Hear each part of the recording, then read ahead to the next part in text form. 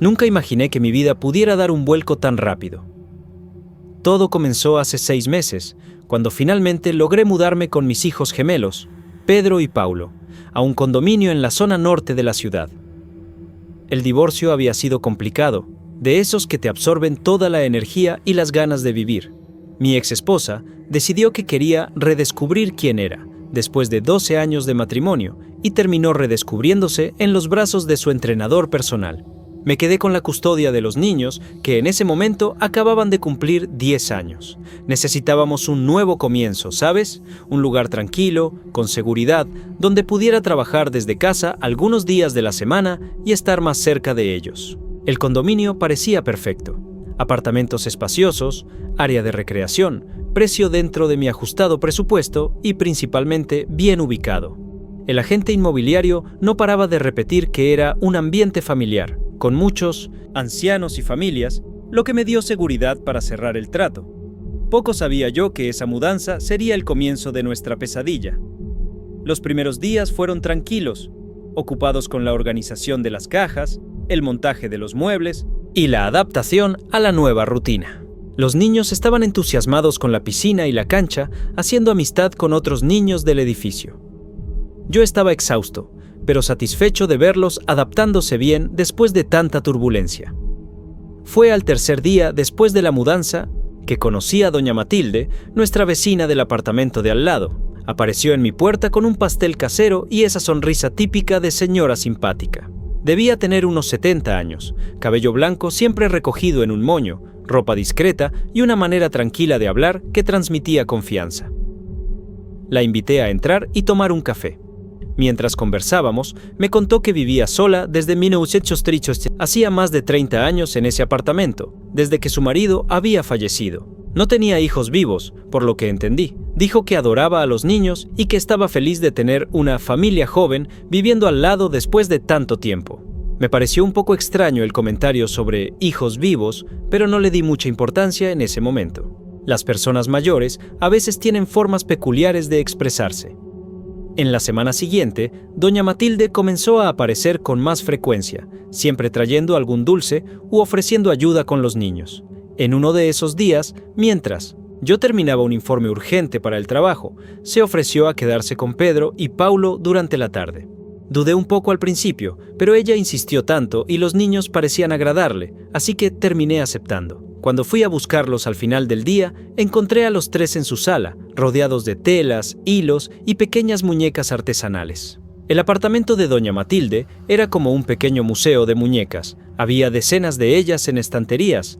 Algunas parecían antiquísimas, otras más nuevas, todas con detalles impresionantes. Me explicó que confeccionaba muñecas desde 1900, hacía décadas, que era su don especial y su forma de mantenerse ocupada. Los gemelos estaban fascinados, especialmente cuando ella les mostró algunas muñecas que había hecho especialmente para niños del edificio a lo largo de los años. Cada muñeca es personalizada, explicó con orgullo. Me aseguro de capturar la esencia de cada niño. 2 semanas después, en el cumpleaños de doña Matilde, nos invitó a tomar el té.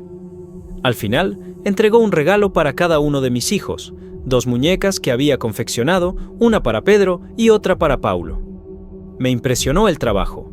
Las muñecas eran réplicas perfectas de mis hijos, con la misma forma de rostro, color de ojos, incluso las pequeñas pecas que Paulo tiene en la nariz. Lo más impresionante era el cabello, parecía real. Cuando comenté esto, doña Matilde sonrió y dijo: «Es real, usó cabello donado por otros niños. Así, cada muñeca lleva un poquito de la energía de varios niños». Me pareció extraño, lo confieso, pero los niños estaban tan felices con los regalos que no quise arruinar el momento. Abrazaron las muñecas como si fueran tesoros y agradecieron efusivamente. Doña Matilde parecía emocionada. Sus ojos brillaban de una forma que no pude descifrar en ese momento. Antes de irnos, insistió en decirles a los niños: «Cuídenlas. Bien, ahora son extensiones de ustedes. Necesitan ser alimentadas con amor todos los días». Fue a partir de esa semana que comencé a notar cambios sutiles en el comportamiento de los gemelos. Primero, empezaron a llevar las muñecas a todas partes: escuela, baño, comidas. Cuando sugerí que dejaran las muñecas en casa durante las clases, tuvieron crisis de llanto que nunca había visto antes. Por la noche, comencé a notar que susurraban a las muñecas antes de dormir, como si estuvieran teniendo conversaciones secretas. Una madrugada, me desperté con ruidos en la cocina y encontré a los dos sentados a la mesa, con las muñecas posicionadas frente a platos con comida. «Tenían hambre, papá», explicó Pedro con naturalidad, como si fuera perfectamente normal despertarse a las 3 de la mañana para alimentar juguetes. Intenté hablar con ellos sobre esto al día siguiente, pero evadieron el tema diciendo que yo no entendía la responsabilidad que tenían ahora. Paulo, que siempre fue el más hablador de los dos, estaba cada día más callado, respondiendo solo cuando se le preguntaba directamente, y aún así con respuestas cortas y sin emoción. En la tercera semana después de recibir las muñecas, los problemas comenzaron a intensificarse. Recibí llamadas de la escuela informando que los niños se estaban aislando de sus compañeros, prefiriendo quedarse solos con sus muñecas durante el recreo. La profesora reportó que a veces hablaban al unísono, algo que nunca habían hecho antes, y usaban palabras que no eran comunes para niños de su edad. En casa, comencé a notar que estaban más pálidos, con ojeras profundas, como si no estuvieran durmiendo bien. Cuando les pregunté, dijeron que las muñecas conversaban mucho por la noche, y ellos necesitaban escuchar. Intenté quitarles las muñecas una noche para que pudieran descansar y fue como si hubiera activado un botón de pánico. Los dos comenzaron a gritar y llorar de forma tan desesperada que los vecinos golpearon la puerta para saber qué estaba pasando. Esa misma noche, Pedro tuvo fiebre alta, sin ninguna causa aparente. El médico no encontró nada malo, sugiriendo que podría ser estrés emocional debido al divorcio y la mudanza. Mientras tanto, mi propia vida también comenzó a desmoronarse. Empecé a tener problemas de concentración en el trabajo, olvidando plazos importantes y cometiendo errores en informes simples. Mi jefe me llamó para una conversación seria, advirtiéndome que podría perder el empleo si continuaba así. En casa, comencé a sufrir de insomnio crónico, pasando noches enteras despierto, con la sensación constante de que alguien me estaba observando. A veces, juraba oír risas infantiles provenientes del cuarto de los niños, incluso cuando ellos no estaban en casa. El apartamento, que antes parecía acogedor, ahora tenía rincones que parecían más oscuros, sombras que se movían cuando las miraba de reojo. Comencé a sentir dolores de cabeza constantes y un cansancio que ningún café podía aliviar. Lo peor era la sensación creciente de que algo andaba mal con mis hijos, algo más allá de mi entendimiento o control. Estaban allí físicamente, pero en algunos momentos, cuando miraba a sus ojos, no reconocía a mis propios hijos mirándome de vuelta. Mi situación financiera también comenzó a deteriorarse rápidamente. Empecé a faltar al trabajo para llevar a los niños al médico, lo que resultó en descuentos en mi ya ajustado salario. Los exámenes no eran baratos y ninguno de ellos señalaba cualquier problema físico con los gemelos, a pesar de los síntomas, cada vez más preocupantes. Paulo comenzó a tener episodios de fiebre sin explicación, al igual que Pedro, y ambos perdieron peso de forma alarmante. Sus pieles estaban siempre frías al tacto, incluso en los días más calurosos. Por la noche, los oía conversando con las muñecas en voces que no parecían las suyas, más graves, más adultas. Una vez, me detuve en la puerta de su habitación y oí a Paulo decir: «Pero no quiero irme todavía, me gusta mi cuerpo». Me quedé helado. Cuando entré en la habitación y pregunté con quién estaba hablando, simplemente respondió: «Con su shontoshontoshisi». «Nadie, papá. Solo estaba jugando». Pero sus ojos eran diferentes, como si otra persona me estuviera mirando a través de ellos. Decidí que necesitaba hacer algo, cualquier cosa, para entender qué estaba sucediendo. Comencé a prestar más atención a doña Matilde y sus hábitos. Noté que siempre observaba a los niños por la ventana cuando jugaban en el patio, y varias veces la sorprendí parada en el pasillo, mirando fijamente nuestra puerta. Cuando nos encontrábamos, siempre preguntaba por las muñecas, si los niños estaban cuidándolas bien y si estaban alimentándose adecuadamente. La manera en que hablaba de las muñecas, como si fueran seres vivos, me daba escalofríos. Intenté mantener distancia, inventando excusas cuando ella se ofrecía a cuidar a los niños, pero los propios gemelos insistían en visitarla. Una vez, cuando dije que no, tuvieron una crisis de rabia tan violenta que Paulo rompió el televisor con un control remoto y Pedro comenzó a arañarse la cara hasta sangrar. Después del episodio, ambos no recordaban lo que habían hecho. Fue cuando decidí que necesitaba investigar más a fondo. Aproveché un día en que sabía que doña Matilde estaría fuera. Ella siempre iba a la iglesia los miércoles por la mañana y pedí a la administradora que me dejara entrar en su apartamento, inventando una historia sobre una filtración que estaría afectando mi apartamento. No me enorgullezco de esto, pero estaba desesperado. Tan pronto como entré, sentí un fuerte olor a hierbas e incienso. El lugar estaba aún más abarrotado de muñecas de lo que recordaba, y ahora, mirando con más atención, noté algo perturbador. Muchas de ellas tenían facciones que recordaban a niños que ya había visto en el edificio. En su habitación encontré un altar con velas negras, fotografías de niños, incluidos mis hijos, y pequeños frascos que parecían contener mechones de cabello. Había un libro antiguo abierto sobre una mesa, con anotaciones en los márgenes y dibujos de símbolos extraños. No podía entender el idioma, pero reconocí los nombres de mis hijos escritos en varias páginas, junto con fechas y horarios precisos. En el fondo del armario encontré una caja con decenas de pequeñas muñecas inacabadas, todas sin rostro, esperando ser completadas. Estaba a punto de salir cuando noté algo extraño en el piso de la sala. Una parte de la alfombra parecía más nueva que el resto. Movido por la intuición, levanté la alfombra y descubrí una pequeña puerta en el suelo, como una trampilla. Al abrirla, encontré una escalera que conducía a un sótano que ni siquiera sabía que existía en ese edificio. Bajé con el corazón acelerado, usando la linterna del celular para iluminar el camino. Lo que encontré allí abajo me hizo vomitar instantáneamente. Era un tipo de taller, con mesas de trabajo cubiertas de herramientas, agujas e hilos. En las paredes había fotografías antiguas y recientes de niños, algunas amarillentas por el tiempo, otras nítidamente recientes. Reconocía a algunos niños que vivían actualmente en el edificio. En el centro de la sala había una gran vasija de cerámica con un líquido oscuro y viscoso, y a su lado un cuaderno abierto con lo que parecían ser recetas o instrucciones. Hojeándolo rápidamente, vi menciones a transferencia de alma, receptáculos vivos y renovación de la carne. También había dibujos detallados de muñecas con anotaciones sobre cómo prepararlas para recibir nuevos habitantes. Estaba tan absorto en lo que veía que no me di cuenta del paso del tiempo. Cuando miré el reloj, ya era casi hora de que doña Matilde regresara. Salí apresuradamente, tratando de dejar todo como estaba, pero en la prisa acabé derribando un frasco que se rompió. No tenía tiempo para limpiar. Volví a casa con la mente en torbellino, tratando de procesar lo que había visto. Esa noche, no pude dormir.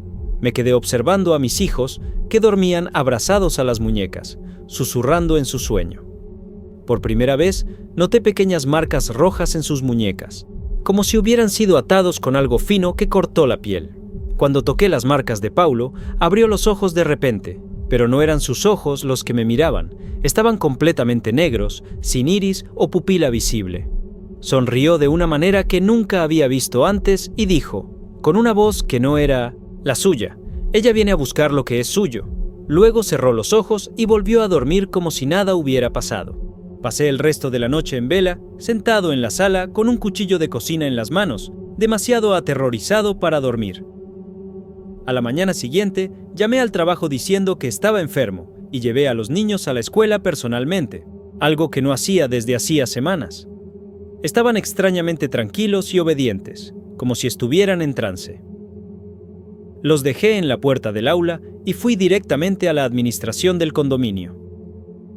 Necesitaba saber más sobre doña Matilde. La empleada más antigua, doña Cleide, que trabajaba allí desde hacía más de 40 años, se mostró visiblemente incómoda cuando mencioné su nombre. Después de mucha insistencia, finalmente me contó que Matilde había perdido a sus 2 hijos gemelos en un incendio hacía más de 50 años. Los niños tenían 10 años, la misma edad que mis hijos ahora. Tras la tragedia, sufrió un colapso nervioso y estuvo internada durante años en una institución psiquiátrica. Cuando regresó, ya era otra persona, callada, recluida, obsesionada, con muñecas que comenzó a fabricar. «Siempre busca familias con gemelos», dijo doña Cleide, evitando mi mirada. «Ya hemos tenido otros casos extraños con niños de aquí, pero nadie nunca ha podido probar nada contra ella». Cuando pregunté qué había sucedido con esos otros niños, doña Cleide dudó. Algunos enfermaron muy gravemente, otros cambiaron. Comenzaron a actuar de forma extraña, como si fueran otras personas. 2 de ellos, gemelos como sus hijos, acabaron en instituciones psiquiátricas. Los médicos diagnosticaron esquizofrenia o algo así. Los padres acabaron mudándose. Hizo una pausa y bajó la voz. Hubo también un caso, hace unos 15 años, de un niño que desapareció. Nunca encontraron el cuerpo. Los padres juraban que vieron al hijo entrar en el apartamento de doña Matilde, pero cuando la policía fue allí, no encontraron nada. Ella tenía una muñeca nueva en su colección que se parecía mucho al niño, pero claro, eso no prueba nada. Salí de allí con la sensación de que estaba atrapado en una pesadilla de la que no podía despertar. De camino a casa, pasé por la escuela para verificar a los niños. La profesora me informó que no habían aparecido en el aula, pero yo los había dejado en la puerta. Corrí por todo el edificio buscándolos, en pánico. Nadie los había visto. Fue cuando me di cuenta de dónde deberían estar. Corrí de vuelta al condominio y subí las escaleras hasta el piso de doña Matilde, sin paciencia para esperar el ascensor. Golpeé su puerta con fuerza, gritando los nombres de mis hijos. Nadie respondió, pero podía oír voces amortiguadas dentro. Sin pensarlo 2 veces, usé un extintor de incendios del pasillo para forzar la puerta. El apartamento estaba en penumbra, con todas las cortinas cerradas y solo algunas velas encendidas. El olor a incienso era sofocante. Seguí los sonidos hasta su habitación y lo que vi me heló la sangre. Mis hijos estaban acostados en la cama, inmóviles, con los ojos abiertos pero vacíos, como si estuvieran en trance. A su lado, las muñecas. Estaban posicionadas de forma idéntica. Doña Matilde estaba de pie entre ellos, vestida con una ropa extraña, murmurando palabras que no pude entender. En la mano sostenía un pequeño cuchillo con inscripciones en la hoja. Había pequeños cortes en los brazos de mis hijos, y ella recogía la sangre en un cuenco. Cuando me vio, no pareció sorprendida. Sonrió de una manera que me hizo sentir como si estuviera mirando algo que no era humano. «Has llegado justo a tiempo», dijo calmadamente. «Estamos casi terminando la transferencia. Mis niños están casi listos para volver». Avancé hacia ella, pero sentí un dolor punzante en la cabeza y caí de rodillas. El dolor era tan intenso que apenas podía ver. A través de la niebla de «No me siento dolor», oí a doña Matilde explicar. «No se puede interrumpir el ritual cuando ya ha comenzado. Las almas ya están a medio camino. Tus hijos todavía están aquí, pero no por mucho tiempo. Mis hijos necesitan cuerpos nuevos, cuerpos jóvenes. Han esperado tanto tiempo». Se acercó a mí, sosteniendo el cuchillo. «Tú también puedes ser útil. Necesitamos un guardián para los receptáculos vacíos». Entendí entonces que planeaba transferir las almas de mis hijos a las muñecas, mientras que las almas de sus hijos tomarían los cuerpos de mis niños. Y yo, aparentemente, sería algún tipo de sacrificio para sellar el proceso. Reuniendo todas mis fuerzas, logré levantarme y empujar a doña Matilde. Cayó contra la mesa donde estaban las velas, derribándolas. El fuego se propagó rápidamente por los tejidos y papeles. Corrí hasta mis hijos, tratando de despertarlos, pero no respondían. Sus cuerpos estaban helados, como si ya no hubiera vida en ellos. Las muñecas, por otro lado, parecían calientes al tacto, casi como si tuvieran pulso. En desesperación, tomé las muñecas y las arrojé al fuego que se extendía. Fue como si hubiera activado un interruptor. En el momento en que las muñecas comenzaron a arder, mis hijos jadearon y empezaron a gritar de dolor, como si ellos mismos estuvieran quemándose. Doña Matilde también gritaba, tratando de salvar las muñecas de las llamas. «Mis hijos, estás matando a mis hijos otra vez». Se lanzó al fuego, intentando rescatar las muñecas, sin importarle las quemaduras que sufría. El fuego se extendía rápidamente por el apartamento. Tomé a mis hijos, que ahora estaban inconscientes, y logré salir de allí antes de que el fuego bloqueara la salida. El último vistazo que tuve fue de doña Matilde abrazada a las muñecas en llamas, su rostro contorsionado en una expresión de dolor y éxtasis al mismo tiempo. Los bomberos llegaron rápidamente, pero el fuego ya había tomado todo el apartamento de doña Matilde. Fui llevado al hospital junto con mis hijos, todos con síntomas de inhalación de humo. Los médicos estaban especialmente preocupados por los niños, que presentaban un cuadro de hipotermia severa, a pesar de haber estado cerca del fuego. Sus latidos cardíacos eran débiles, casi imperceptibles, y no respondían a estímulos. Mientras estaba en la sala de espera, fui abordado por 2 policías que querían saber qué había sucedido.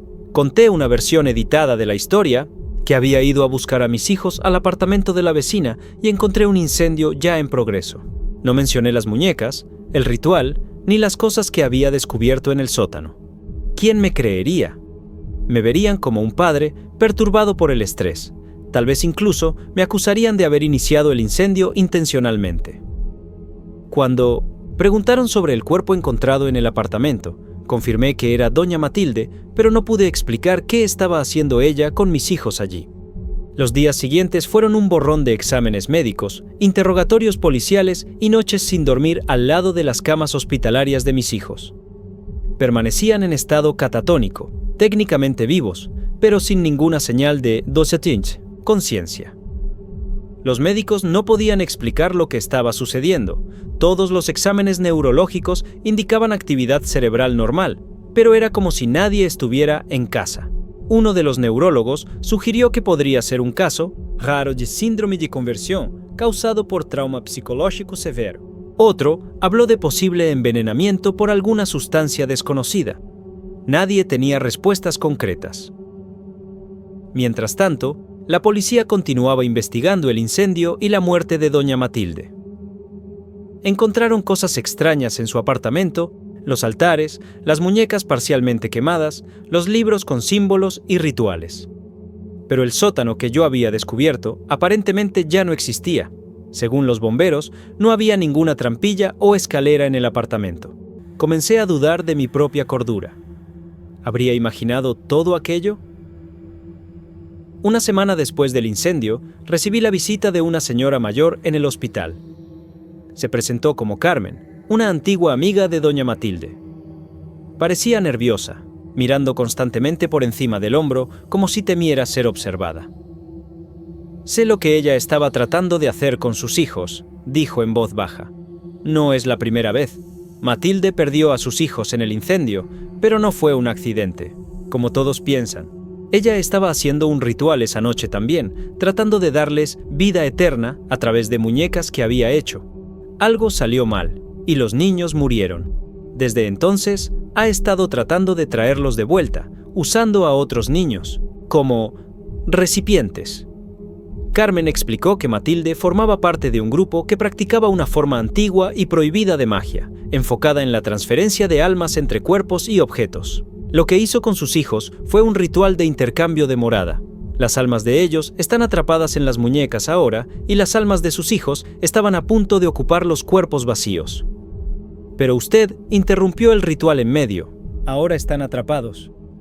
A medio camino. Pregunté desesperadamente cómo podría traer a mis hijos de vuelta.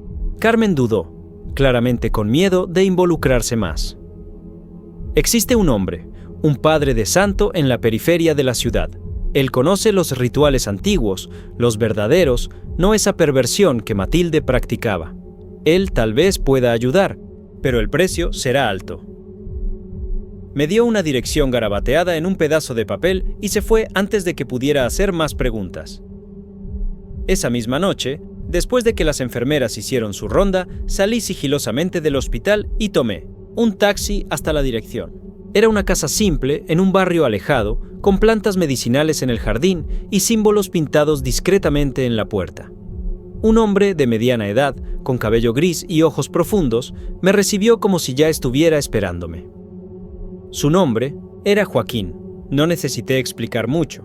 Él ya sabía sobre doña Matilde y sus rituales. Ella jugaba con fuerzas que no comprendía completamente, dijo, sacudiendo la cabeza. La transferencia de alma no es algo que se deba hacer a la ligera. Cada alma pertenece al cuerpo en que nació. Forzar un cambio causa desequilibrio en el Ichisimolochetisom, mundo espiritual. Joaquín acordó ayudarme, pero me advirtió que el ritual de liberación tendría que hacerse durante la luna nueva, que sería dentro de 3 días. Me dio instrucciones precisas sobre lo que debería hacer hasta entonces. No dejar que nadie más que yo tocara los cuerpos de mis hijos, colocar sal gruesa en las 4 esquinas de sus habitaciones y mantener una vela blanca encendida continuamente. Y lo más importante, enfatizó, debes estar preparado para ofrecer algo valioso a cambio. La liberación de almas atrapadas exige un pago. Cuanto más fuerte el aprisionamiento, mayor el precio. Cuando pregunté qué tendría que ofrecer, me miró con seriedad. Eso solo lo sabremos en el momento del ritual. Pero estate preparado para renunciar a algo que valoras mucho. Volví al hospital con una mezcla de esperanza y pavor. Seguí todas las instrucciones de Joaquín meticulosamente, ignorando las miradas extrañas de las enfermeras cuando esparcí sal por las esquinas de la habitación o cuando me negaba a dejar que tocaran a mis hijos durante los procedimientos de rutina. En la noche de luna nueva, Joaquín vino al hospital. Había conseguido convencer a los médicos de que me dejaran solo con mis hijos por algunas horas, alegando prácticas religiosas familiares. Joaquín trajo un bolso lleno de hierbas, velas y otros artículos que no reconocí. Preparó una infusión con un olor fuerte y amargo que vertió en pequeñas cantidades en la boca de mis hijos. Después, dibujó símbolos en sus frentes y palmas de las manos con un polvo rojo. Comenzó a cantar en una lengua que yo no conocía, su voz alternando entre susurros y entonaciones más fuertes. El aire en la habitación se volvió pesado, casi eléctrico. Las luces parpadeaban y podría jurar que veía sombras moviéndose en las paredes, incluso sin ninguna fuente de luz que pudiera proyectarlas. Después de lo que pareció una eternidad, Joaquín dejó de cantar y se volvió hacia mí. Ha llegado la hora del pago. ¿Qué ofreces a cambio de las almas de tus hijos? Antes de que pudiera responder, sentí un dolor agudo en la cabeza, como si algo estuviera siendo arrancado de dentro de mi cerebro. Caí de rodillas, viendo destellos de recuerdos ante mis ojos. El nacimiento de los gemelos, su primera sonrisa, cumpleaños, navidades, momentos de alegría pura que había vivido. Los recuerdos parecían estar siendo succionados fuera de mí, uno a uno. Tus sueños y recuerdos felices, dijo Joaquín, su voz sonando distante. Es el precio que el otro lado está exigiendo. ¿Aceptas? A través del dolor, logré decir que sí. Sentí como si una parte de mí estuviera siendo arrancada, dejando un vacío frío donde antes había calor. Cuando todo terminó, estaba acostado en el suelo, exhausto y desorientado. Pero oí algo que no había oído en semanas. Las voces de mis hijos llamándome. Habían despertado, confusos y asustados, pero eran ellos mismos nuevamente. Sus ojos habían vuelto a la normalidad, sus pieles estaban calientes y cuando los abracé, me abrazaron de vuelta con fuerza. Joaquín sonrió cansado y dijo: «Está hecho, están libres ahora, pero tú nunca serás el mismo». Tenía razón. Los médicos llamaron milagro a la recuperación repentina de mis hijos. Todos los signos vitales volvieron a la normalidad y no había ninguna secuela neurológica aparente. No recordaban nada de lo que había sucedido desde que recibieron las muñecas de doña Matilde. Para ellos era como si hubieran dormido por algunas semanas y despertado de repente. Pero yo había perdido algo que nunca recuperaría. Todos mis recuerdos felices, todos los momentos de alegría que había vivido, estaban ahora inaccesibles para mí. Sabía que habían ocurrido, podía recordar los eventos en sí, pero ya no podía sentir la emoción asociada a ellos. Era como ver una película de la vida de otra persona. Ya no podía recordar cómo era sentir felicidad. Mis sueños también se habían ido, no los sueños nocturnos, sino mis sueños para el futuro, mis esperanzas y aspiraciones. Vivía ahora en un estado de neutralidad emocional constante, capaz solo de sentir preocupación, miedo o, como máximo, un leve contentamiento. La verdadera alegría se había convertido en algo fuera de mi alcance. En los meses siguientes, tratamos de retomar nuestra vida normal. Nos mudamos a otra ciudad, otro apartamento. Los niños se adaptaron bien. Volvieron a ser niños normales, haciendo amigos en la nueva escuela y desarrollando nuevos intereses. A veces, Pedro tiene pesadillas sobre muñecas que lo llaman en la oscuridad, y Paulo ocasionalmente dibuja figuras extrañas que me recuerdan a los símbolos que vi en el libro de Doña Matilde. Pero aparte de eso, no hay secuelas aparentes. En cuanto al apartamento de ella, supe que fue completamente reformado después del incendio y vendido a una nueva familia. Espero sinceramente que hayan eliminado cualquier vestigio de aquel lugar maldito. En cuanto a Doña Matilde, su cuerpo fue encontrado abrazado a 2 muñecas antiguas y parcialmente quemadas. Según el informe policial, las muñecas tenían facciones casi idénticas a las de ella cuando era joven. Y lo más perturbador, tenía una sonrisa en el rostro, como si, incluso en la muerte, hubiera conseguido lo que quería. A veces, me despierto en medio de la noche con la sensación de que hay alguien observándome. Miro hacia el rincón oscuro de la habitación y por un instante, solo un instante, estoy seguro de ver 2 pequeñas siluetas observándome. Pero cuando enciendo la luz, no hay nada allí, solo sombras y el eco distante de risas infantiles que solo yo parezco oír.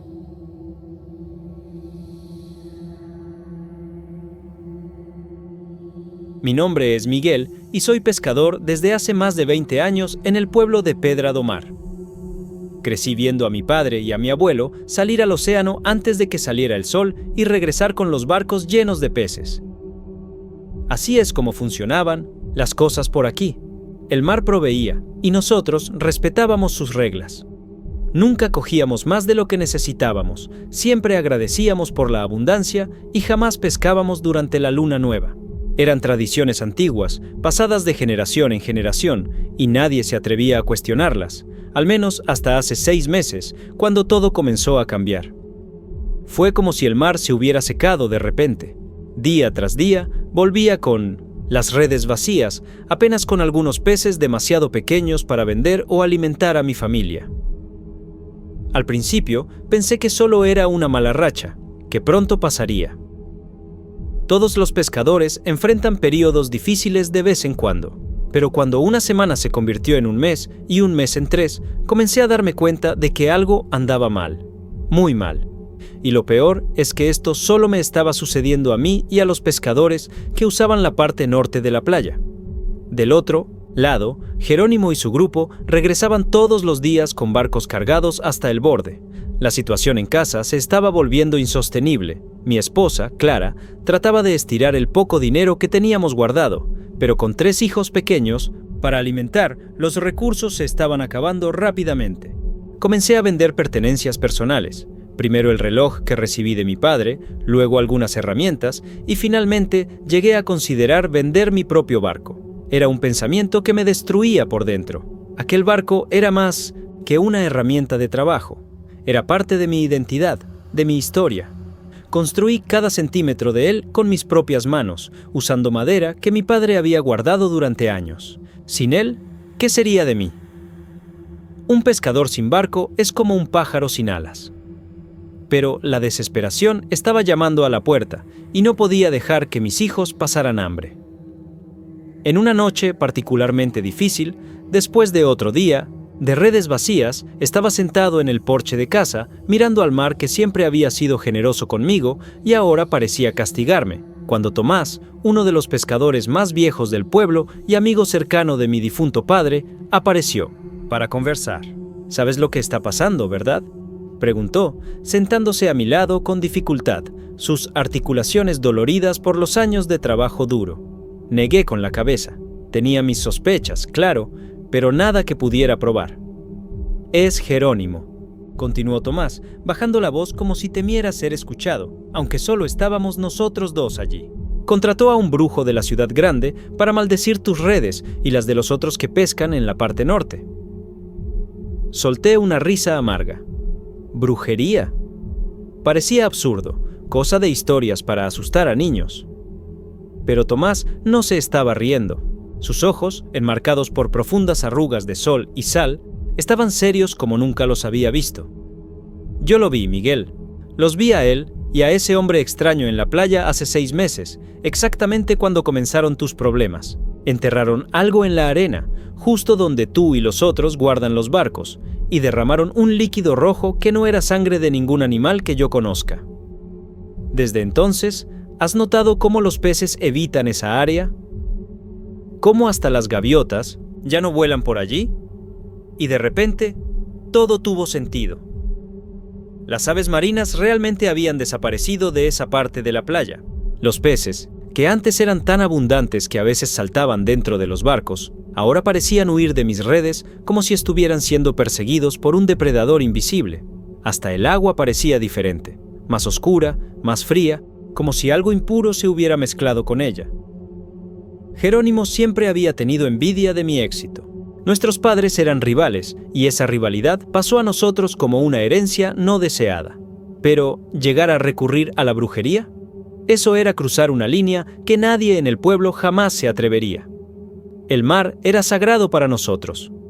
Meterse, con fuerzas sobrenaturales, para manipularlo era una ofensa imperdonable. ¿Qué puedo hacer?, le pregunté a Tomás, sintiendo una mezcla de rabia y desesperación creciendo dentro de mí. Necesitas romper la maldición, respondió simplemente. Y para eso necesitas a alguien tan poderoso como quien la lanzó. Necesitas encontrar a una bruja del mar. Bruja del mar.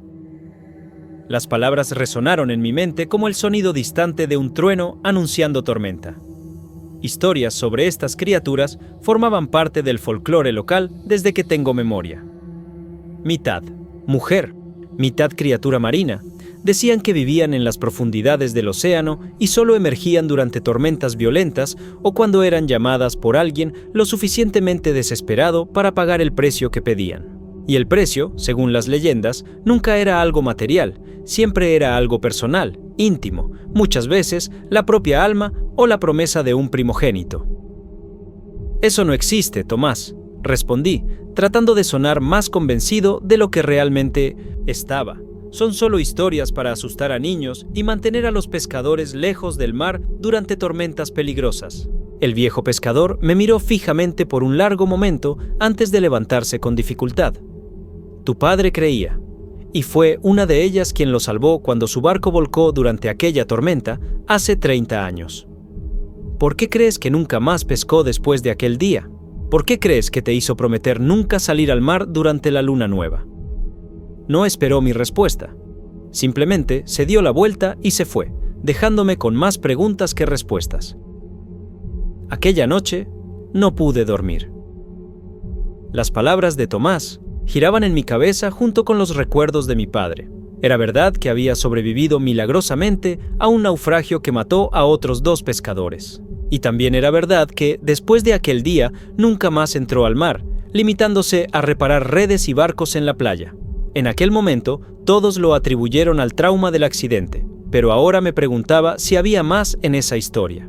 Recordé cómo se ponía nervioso durante las lunas nuevas, cómo insistía en que me quedara en casa esas noches, incluso cuando otros pescadores salían.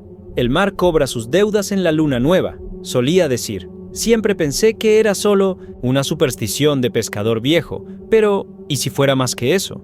¿Y si fuera una advertencia basada en su propia experiencia? Miré por la ventana y vi que una tormenta se formaba en el horizonte. El cielo, que estaba claro más temprano, ahora estaba cubierto por nubes oscuras y pesadas. Y, coincidencia o no, era noche de luna nueva. Algo dentro de mí me decía que me quedara en casa, que respetara la advertencia de mi padre y las tradiciones del pueblo. Pero la desesperación es un consejero poderoso, y en aquel momento estaba dispuesto a intentar cualquier cosa. Si había una oportunidad, por pequeña que fuera, de romper la maldición que estaba arruinando mi vida, necesitaba intentarlo. Salí de casa sigilosamente, tratando de no despertar a Clara y a los niños. Cogí mi capa de lluvia, una linterna y un pequeño cuchillo. No sabía exactamente por qué llevé el cuchillo, pero algo me decía que podría necesitarlo. El camino hasta la playa nunca me había parecido tan largo y sombrío. El viento ya soplaba fuerte, trayendo consigo el olor a lluvia y sal.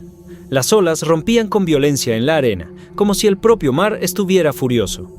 Llegué a mi barco y dudé por un momento. Estaba a punto de hacer algo que mi padre me hizo jurar nunca hacer: navegar durante una luna nueva y encima en medio de una tormenta. Pero entonces pensé en mis hijos, en sus rostros delgados y miradas tristes cuando preguntaban por qué no había más pescado para la cena. Pensé en Clara, trabajando el doble para compensar lo que yo ya no podía proveer. Y, con esa imagen en mente, empujé el barco hacia el agua y comencé a remar. Apenas me había alejado 100 metros de la costa cuando la tormenta se intensificó de forma aterradora. El cielo se oscureció completamente, como si la noche hubiera engullido cualquier vestigio de luz. La lluvia comenzó a caer con fuerza, azotando mi rostro y dificultando la visión. Las olas, que ya estaban agitadas en la playa, ahora se erguían como montañas de agua oscura a mi alrededor. Mi pequeño barco subía y bajaba violentamente, amenazando con volcar en cualquier momento. Me aferré al remo con toda mi fuerza, tratando de mantener algún control, pero era como intentar domar a un animal salvaje. El viento aullaba en mis oídos, ahogando incluso el sonido ensordecedor de las olas rompiendo. Fue entonces cuando me di cuenta de lo estúpido que había sido. Estaba solo, en medio de una tormenta violenta, durante una luna nueva, exactamente como mi padre me había advertido que nunca hiciera. Si moría allí, ¿quién cuidaría de mi familia? ¿Quién alimentaría a mis hijos? Clara se quedaría sola, viuda y con 3 niños para criar. El pensamiento me llenó de una desesperación aún mayor que aquella que me hizo salir de casa. Decidí volver. No valía la pena arriesgar mi vida por una leyenda, por una oportunidad tan remota de romper una maldición que ni siquiera estaba seguro si era real. Intenté girar el barco hacia la costa, pero las olas eran demasiado fuertes. Cada vez que conseguía alinear la proa con la playa, una nueva ola me golpeaba y me hacía girar, perdiendo completamente la orientación. La lluvia se hacía cada vez más fuerte y ahora relámpagos cortaban el cielo, iluminando momentáneamente el caos a mi alrededor.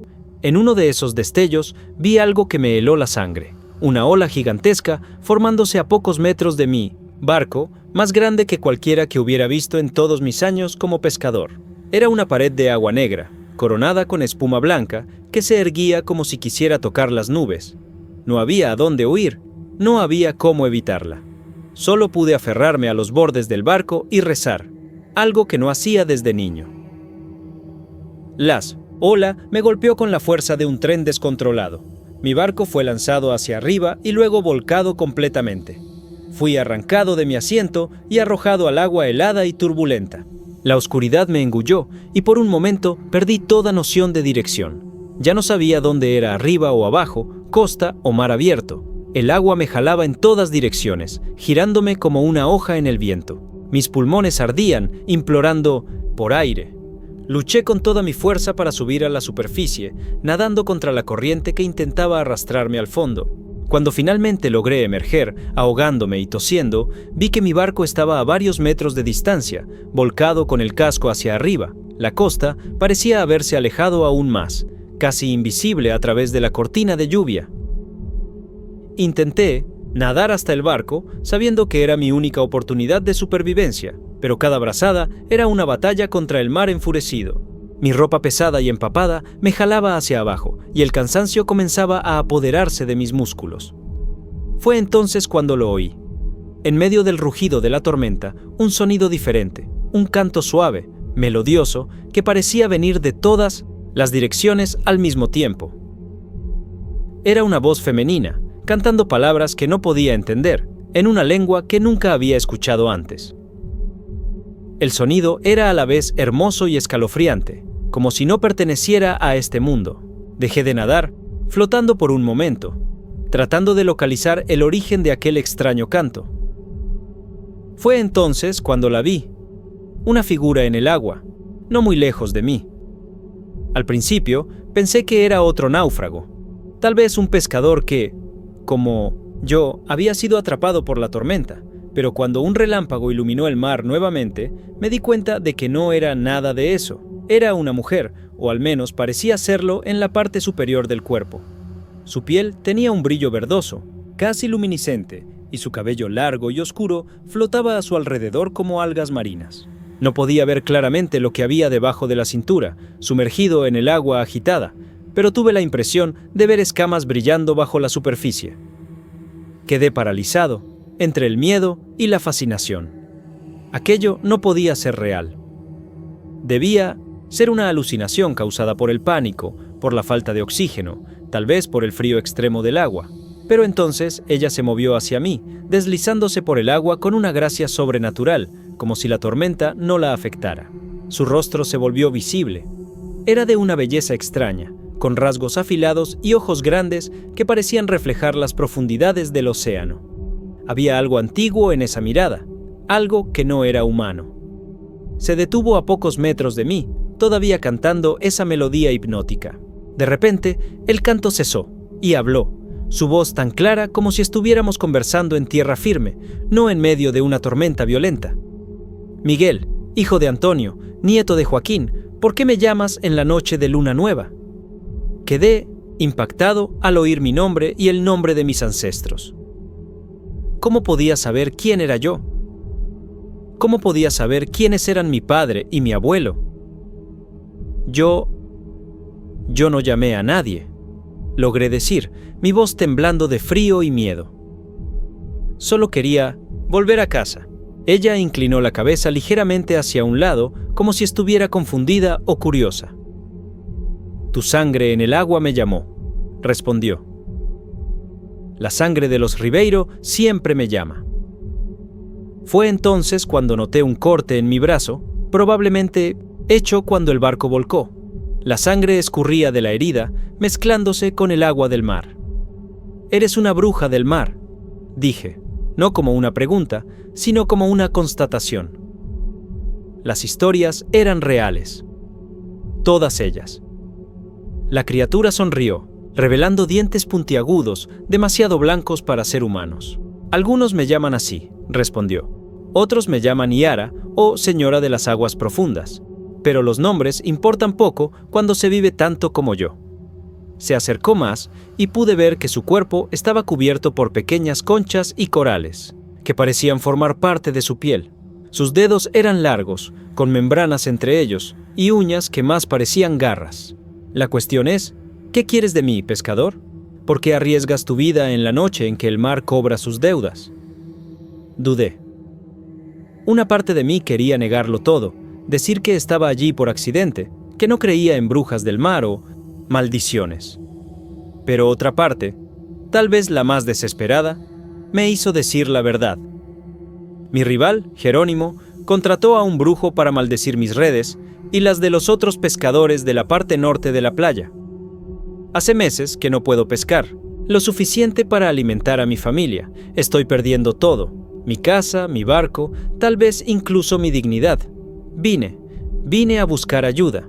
La criatura, Yara, me estudió por un largo momento, sus ojos insondables reflejando los relámpagos que aún cortaban el cielo. «¿Y qué ofreces a cambio de esa ayuda?», preguntó finalmente. La pregunta que temía, la que todas las historias advertían. El precio que las brujas del mar siempre cobraban. «Yo no tengo mucho que ofrecer», respondí honestamente. «Ahora soy solo un pescador pobre». Ella rió, un sonido que recordaba el tintineo de conchas al viento. «No quiero tu dinero o tus bienes materiales, Miguel. Lo que quiero es algo mucho más valioso. Quiero una promesa, un favor que cobraré en el futuro, cuando lo necesite». Un escalofrío recorrió mi espina dorsal, y no era solo por el frío del agua. Un favor futuro, una deuda abierta. Eso era peligroso. En las historias, estos pactos siempre acababan mal para los humanos involucrados. Pero, ¿qué elección tenía? Estaba a punto de ahogarme. Mi familia estaba pasando necesidades, y aquella criatura sobrenatural era mi única esperanza. «¿Qué tipo de favor?», pregunté, tratando de ganar tiempo, buscando alguna brecha, alguna garantía. «No puedo decirlo ahora», respondió, su sonrisa ensanchándose. «Pero cuando llegue el momento, lo sabrás. Y tendrás que cumplir, sin cuestionar. Ese es el precio para romper la maldición que aflige tus redes». La tormenta parecía haber disminuido un poco, o tal vez fuera solo mi impresión. Las olas seguían altas, pero no tan violentas como antes. La lluvia caía más suavemente ahora. O tal vez fuera algún tipo de protección que la presencia de aquella criatura creaba a nuestro alrededor. Pensé en Clara, en mis hijos, en las Noches en que se fueron a dormir con hambre porque yo ya no podía proveer. Pensé en la desesperación en los ojos de mi esposa cuando intentaba estirar lo poco que teníamos. Y entonces tomé mi decisión. Acepto, dije, las palabras saliendo de mi boca antes de que pudiera realmente pensar en las consecuencias. Rompe la maldición y prometo cumplir un favor tuyo en el futuro, sea cual sea.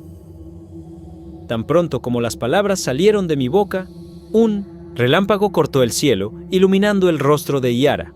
Su sonrisa se ensanchó aún más, revelando más de aquellos dientes puntiagudos y demasiado blancos. Sus ojos brillaron con luz propia, verde azulada, como el fósforo que a veces vemos en las olas en noches oscuras. «Está hecho», dijo, su voz ahora más profunda, reverberando como si viniera de las propias profundidades del océano. «El pacto está sellado con tus propias palabras, Miguel Ribeiro». En ese momento sentí algo extraño, como si un hilo invisible se hubiera atado a mi corazón, tirando de él levemente hacia aquella criatura. Era una sensación física, casi dolorosa, como si parte de mi esencia ahora estuviera conectada a ella. Fue entonces cuando la realidad de lo que acababa de hacer me golpeó con toda su fuerza.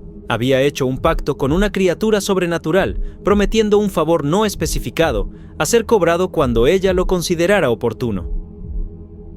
¿Qué tenía en la cabeza?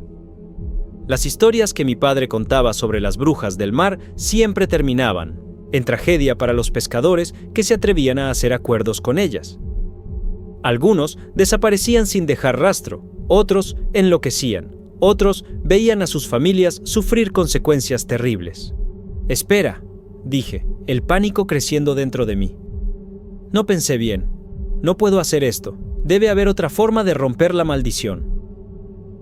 Yara inclinó la cabeza hacia un lado nuevamente, sus ojos brillantes fijos en mí con una intensidad perturbadora. «El arrepentimiento llega rápido a los hombres», dijo, su voz ahora con un tono de diversión cruel. «Pero un pacto es un pacto, Miguel. No puede ser deshecho por simple cambio de corazón». Intenté argumentar, explicar que había hablado por impulso, que estaba desesperado y con miedo de morir ahogado.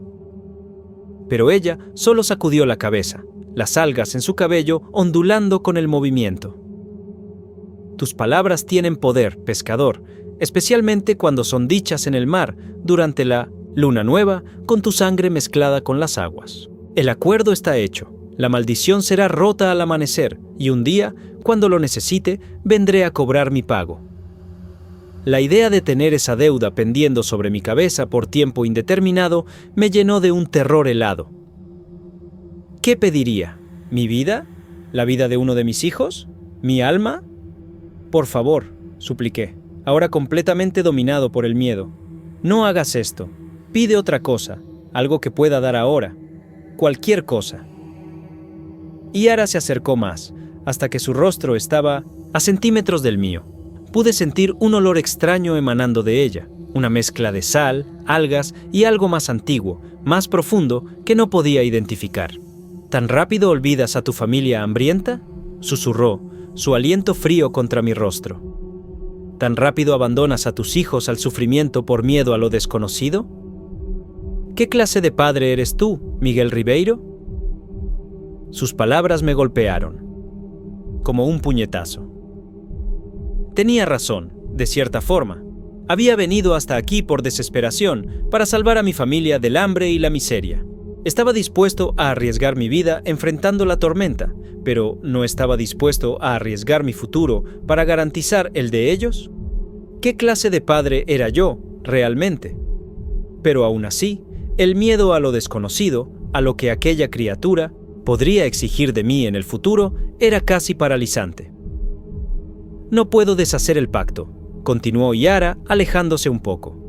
«Pero puedo darte una garantía, si eso calma tu corazón humano y frágil». Levantó una mano del agua. Vi que sus dedos estaban conectados por membranas translúcidas, como los de una rana o un pez.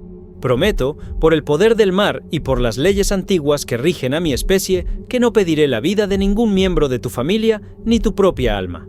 El favor que cobraré estará dentro de los límites de lo que un hombre puede dar sin destruirse a sí mismo o a los suyos».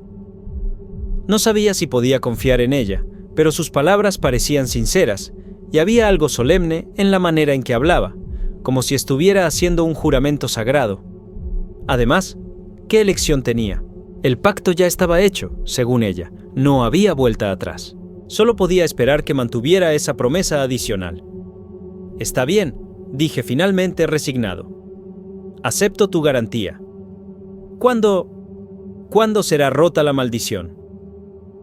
Yara sonrió nuevamente, pero esta vez su sonrisa parecía menos amenazadora, casi gentil. Al amanecer, las aguas estarán limpias nuevamente. La impureza que aquel brujo de Ciudad Grande colocó en el mar será removida, y los peces volverán a tus redes.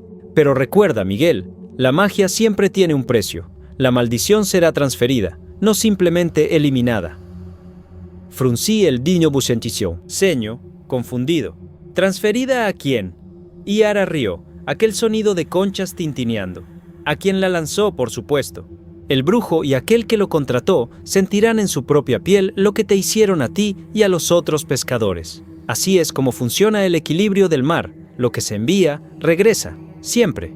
La idea de Jerónimo sufriendo lo mismo que yo había sufrido en los últimos meses me dio una satisfacción que me avergoncé de sentir. La venganza nunca había sido parte de mi carácter, pero después de todo lo que había pasado, era difícil no sentir cierto placer en esa justicia poética. La tormenta había disminuido considerablemente ahora, casi como si hubiera cumplido su propósito al traerme hasta Yara. Las olas estaban más tranquilas, la lluvia se había reducido a una llovizna fina, e incluso el viento parecía haber perdido su furia. Yara miró hacia el horizonte, donde el cielo comenzaba a aclararse, levemente, no con la luz del amanecer, aún faltaban horas para eso, sino con el fin gradual de la tormenta. «Es hora de que vuelvas a casa, pescador», dijo. «Tu familia espera, y tienes mucho que hacer antes de que salga el sol». Miré alrededor, dándome cuenta de que mi barco aún estaba volcado, a varios metros de distancia. Incluso si pudiera nadar, hasta él y voltearlo, no estaba seguro de poder remar de vuelta a la costa en ese estado, empapado, exhausto y temblando de frío. Como si leyera mis pensamientos, Yara hizo un gesto con la mano, y de repente mi barco se enderezó solo y comenzó a deslizarse por el agua en nuestra dirección, como si fuera jalado por una corriente invisible. «Esto debe facilitar tu viaje», dijo cuando el barco se detuvo a nuestro lado. Noté que el remo que había perdido durante el naufragio estaba de vuelta, colocado perfectamente en el soporte. También percibí que el agua dentro del barco había desaparecido completamente, estaba seco, como si nunca hubiera volcado. Vacilante, agarré el borde del barco y me hice dentro, mi ropa empapada goteando en el fondo ahora seco. Yara permaneció en el agua, observándome con aquellos ojos antiguos e insondables. «Recuerda tu promesa, Miguel Ribeiro», dijo, su voz ahora más distante, como si ya estuviera alejándose hacia las profundidades. «Un día vendré a cobrar lo que me es debido. Hasta entonces, que tus redes estén siempre llenas y tu familia nunca más conozca el hambre». Antes de que pudiera responder, se sumergió. Su cola, pues ahora podía ver claramente que era una cola cubierta de escamas verdes y azules, no piernas humanas, elevándose brevemente sobre el agua antes de desaparecer, completamente. Me quedé mirando el punto donde se había sumergido durante un largo tiempo, parte de mí aún dudando si aquello había ocurrido realmente o si había sido solo una alucinación causada por el miedo y el frío. Pero el barco seco bajo mí y Irginito, el remo recuperado, eran pruebas tangibles de que no había imaginado todo. Y también estaba esa sensación persistente en mi pecho, como si un hilo invisible me jalara levemente hacia las profundidades del océano, la marca física del pacto que había hecho. Comencé a remar de vuelta a la costa, sorprendido por la facilidad con que el barco se deslizaba por el agua ahora, casi como si el propio mar estuviera ayudándome a volver a casa.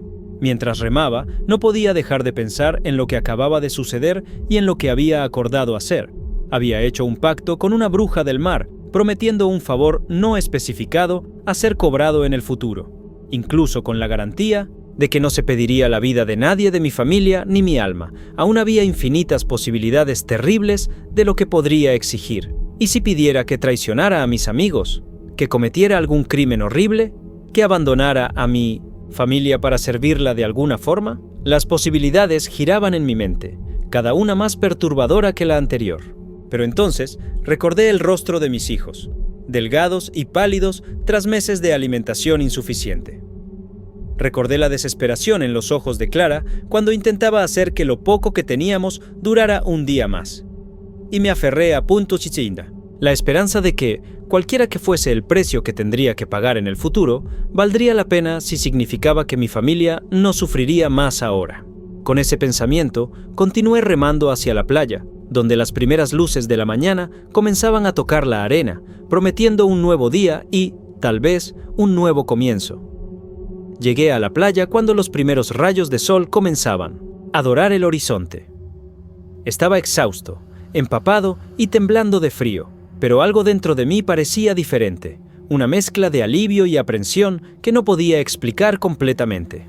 Arrastré el barco hasta la arena y me senté por un momento, tratando de organizar mis pensamientos y decidir qué diría a Clara y a los otros pescadores. ¿Cómo explicaría lo que había sucedido? ¿Quién creería que había encontrado a una bruja del mar y hecho un pacto con ella?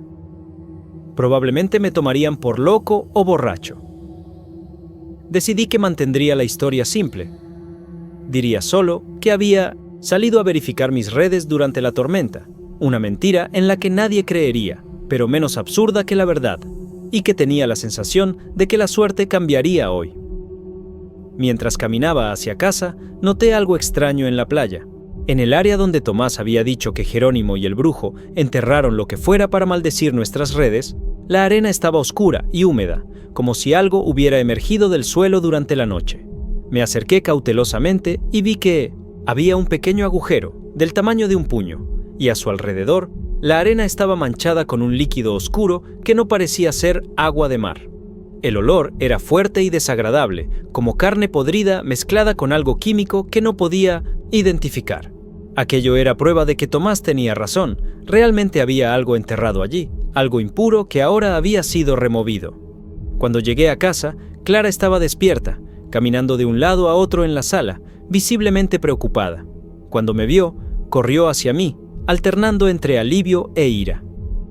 ¿Dónde estabas?, preguntó, su voz temblorosa.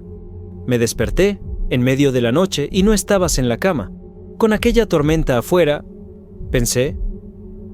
Su voz falló, y vi lágrimas en sus ojos. Sentí una punzada de culpa por haberla preocupado tanto. Lo siento, murmuré, abrazándola a pesar de mi ropa mojada. Yo tuve un presentimiento sobre las redes. Pensé que debería verificarlas. Ella se alejó, mirándome con desconfianza. Clara me conocía demasiado bien para creer esa historia, pero también parecía demasiado aliviada de verme vivo para insistir en el asunto en ese momento. «Estás helado», dijo, tirando de mí hacia adentro. «Vamos, necesitas ropa seca y algo caliente para beber antes de que cojas una neumonía». Mientras ella calentaba agua para un té, le conté una versión editada de lo que había sucedido. Que había ido a verificar las redes, que la tormenta me sorprendió, que el barco había volcado pero que había logrado enderezarlo y volver. No mencioné a Yara, el pacto o cualquier cosa sobrenatural, pero dije que tenía un buen presentimiento sobre hoy, que creía que las cosas finalmente cambiarían para mejor. Clara me miró con una mezcla de escepticismo y esperanza.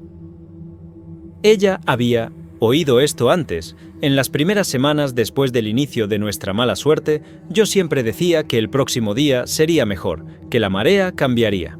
Pero después de meses de decepción constante, ambos habíamos perdido gran parte de esa esperanza. «Veremos», dijo simplemente, colocando una taza de té caliente en mis manos.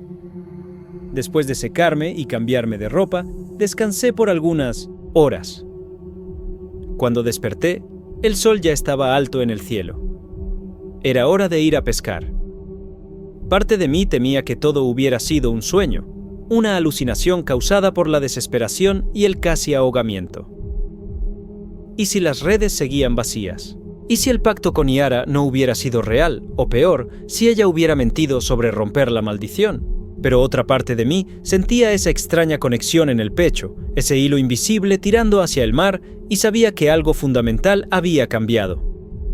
Salí de casa con una mezcla de esperanza y aprensión, dirigiéndome al lugar donde guardaba mis redes. En el camino a la playa encontré a otros pescadores de la parte norte, aquellos que, como yo, habían sido afectados por la maldición.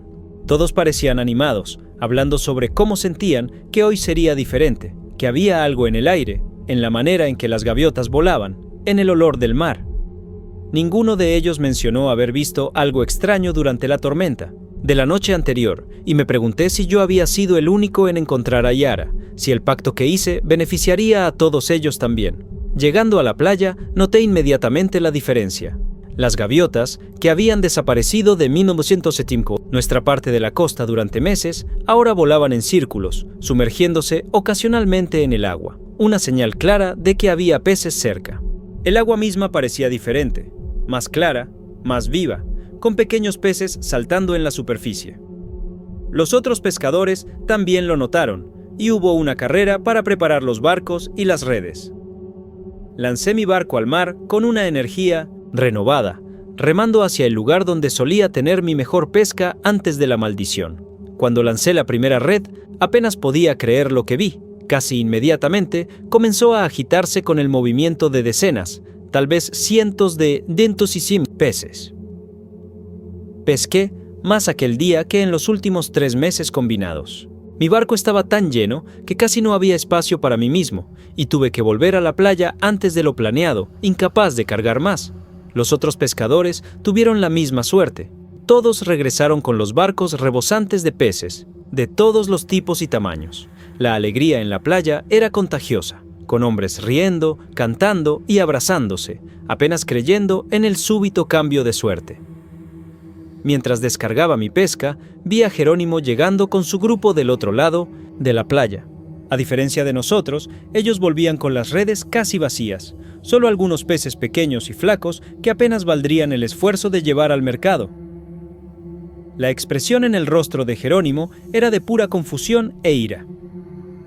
Miraba nuestros barcos llenos y luego el suyo propio, como si no pudiera entender lo que estaba sucediendo. Cuando nuestras miradas se cruzaron, sentí un escalofrío recorrer mi espina dorsal. Había algo en sus ojos, una mezcla de furia y miedo que me hizo desviar la mirada rápidamente. Yara había cumplido su parte del acuerdo. La maldición había sido rota y, aparentemente, transferida a aquellos que la habían lanzado. Volví a casa con el corazón más ligero que en meses, cargando una cesta rebosante de los mejores peces que había pescado. Cuando entré, el olor a comida en la estufa me golpeó. Clara había usado los últimos de nuestros suministros para hacer una sopa rala. «No necesitarás eso hoy», dije, colocando la cesta en la mesa de la cocina. Sus ojos se agrandaron al ver la cantidad y calidad de los peces. «Miguel, ¿cómo?» Sonreí, sintiendo una mezcla de orgullo y alivio. «Te dije que tenía un buen presentimiento. La suerte finalmente cambió». Ella se acercó a la cesta, tocando los peces como si no creyera que eran reales. Entonces, de repente, comenzó a llorar, no lágrimas de tristeza, sino de puro alivio. La abracé fuerte, sintiendo mis propios ojos llenarse de agua. En ese momento, cualquier duda que pudiera tener sobre haber hecho lo correcto desapareció. Ver el alivio y la esperanza en los ojos de mi esposa, saber que mis hijos no irían más a la cama con hambre, eso valía cualquier precio que tuviera que pagar en el futuro. Las semanas siguientes fueron las mejores que tuvimos en mucho tiempo. La pesca continuó abundante, no solo para mí, sino para todos los pescadores de la parte norte de la playa. Conseguimos pagar nuestras deudas, hacer reparaciones necesarias en casa y en la escuela de los niños, e incluso guardar algo de dinero para emergencias futuras. Los rostros de mis hijos, antes delgados y pálidos, ahora estaban llenos y sonrosados nuevamente. Clara sonreía más, el peso de la preocupación constante finalmente levantado de sus hombros. En cuanto a Jerónimo y su grupo, su situación empeoraba cada día. Sus barcos volvían cada vez más vacíos, y pronto comenzaron a circular rumores de que estaba enfrentando problemas financieros serios. Algunos decían que el brujo que había contratado había desaparecido misteriosamente, dejando atrás solo un fuerte olor a pescado podrido en su casa alquilada. Otros hablaban de que Jerónimo estaba teniendo pesadillas terribles, despertándose en medio de la noche, gritando sobre una mujer con cola de pez que lo arrastraba al fondo del mar. No sentí ninguna satisfacción con su sufrimiento, solo una especie de comprensión sombría de que el mar realmente cobraba sus deudas, como mi padre siempre decía. A medida que los días se transformaban en semanas y las semanas en meses, comencé a relajarme un poco. La vida había vuelto a la normalidad, o mejor que lo normal. La pesca seguía siendo buena, mi familia estaba feliz y saludable, e incluso conseguí comprar un barco nuevo y más grande, algo con lo que siempre había soñado. A veces, casi podía convencerme de que aquella noche durante la tormenta había sido solo un sueño extraño, un delirio causado por la desesperación y el miedo a ahogarme, casi. Porque todavía estaba esa sensación en mi pecho, ese tirón suave pero constante hacia el mar profundo, recordándome el pacto que había hecho. Y a veces, cuando estaba solo en el mar, especialmente durante el amanecer o el atardecer, tenía la sensación de estar siendo observado. Ocasionalmente, vislumbraba algo en el agua, un brillo verdoso, un movimiento que no parecía ser de pez o de ola, un rostro que aparecía por un instante y luego desaparecía en las profundidades. Sabía que Yara estaba cerca, observando, esperando. El favor que le debía aún no había sido cobrado, pero un día lo sería. Y cuando ese día llegara, tendría que cumplir mi parte del acuerdo, cualquiera que fuese el precio. Hasta entonces, todo lo que podía hacer era aprovechar la prosperidad que había recuperado, amar a mi familia y esperar que, cuando llegara la hora, tuviera fuerza para enfrentar lo que sea que la bruja del mar me pidiera. Han pasado 3 años, desde aquella noche de tormenta. 3 años de prosperidad, de redes llenas, de mesas abundantes y de sonrisas en los rostros de mi familia. 3 años en los que casi logré convencerme de que todo había sido solo coincidencia o suerte. El encuentro con aquella extraña mujer durante la tormenta, el súbito cambio en la pesca, la transferencia de la mala suerte a Jerónimo. Casi. Porque esa sensación inquietante, esa certeza de que algún día vendría el cobro, nunca desapareció completamente. La vida siguió su curso normal en el pueblo. Mis hijos crecieron fuertes y saludables. Clara parecía más feliz que nunca y yo continué pescando con éxito constante. Jerónimo, por otro lado, nunca se recuperó completamente. Acabó vendiendo su barco y fue a trabajar en una fábrica de conservas en la ciudad vecina.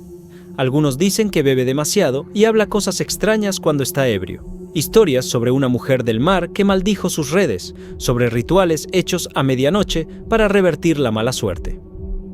Nadie lo toma en serio, claro. Son solo los delirios de un hombre amargado que lo perdió todo. En cuanto a mí, nunca le conté a nadie sobre lo que realmente sucedió aquella noche, ni siquiera a Clara, que a veces me sorprende mirando al mar con una expresión distante y me pregunta en qué estoy pensando. ¿Cómo podría explicarlo? ¿Quién creería que hice un pacto con una criatura mitad mujer, mitad ser marino, prometiendo un favor no especificado a cambio de romper una maldición?